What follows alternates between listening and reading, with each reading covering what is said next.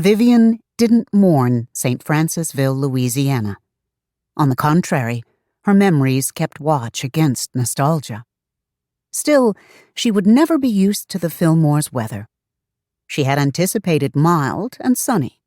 She had expected it would never rain, and it was true that it didn't dip below freezing, but she hadn't prepared for the summer chill, the fog, and wind.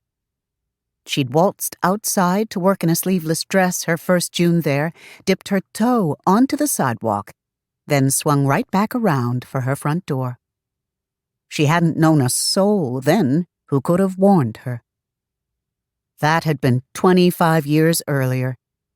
Now she rounded the intersection of Fillmore and Post Street, with her cotton car coat over her crisp white nursing uniform, past the looming theater, the Austin A40s lining the sidewalks, the streetcar perched at the stop sign awaiting Negro men with long coats and top hats.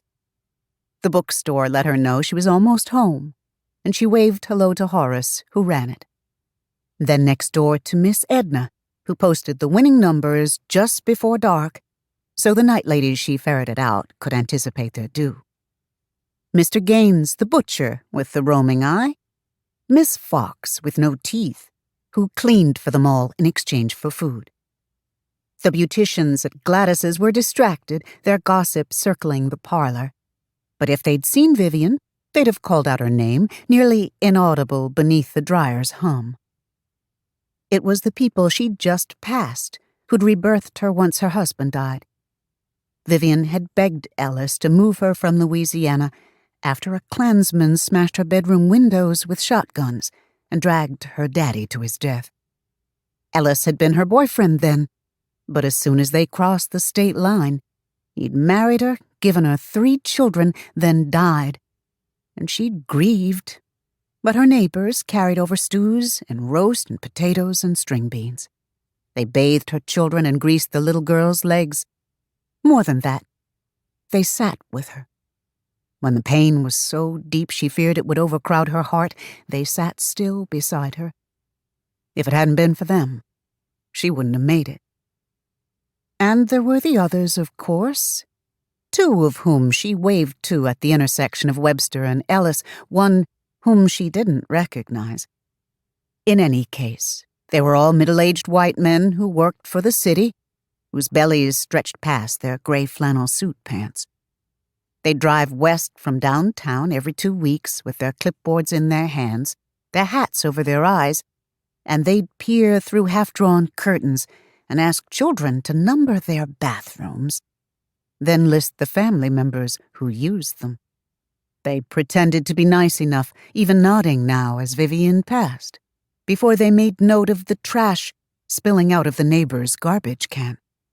There had been talk years ago that if Mr. Gaines's meat had soured, if Miss Edna's girls ventured out too early, if her numbers weren't washed off her cloudy kitchen window, the men might move them all somehow, shut them out of their new homes, tear their haven down to make room for the unimaginable.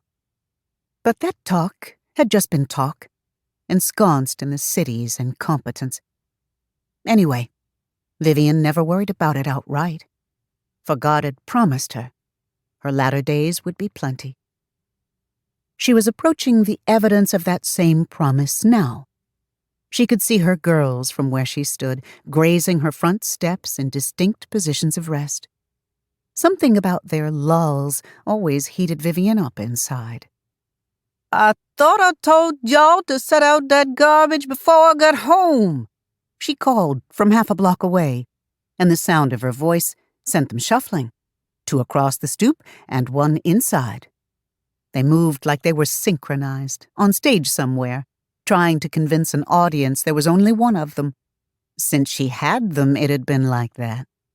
Even when none of them made a sound, there was some guidance that lived inside their minds and joined them, and they'd wear the same color to school 3 mornings in a row, or style their hair in a French twist to the right, though they didn't share mirrors or rooms for that matter.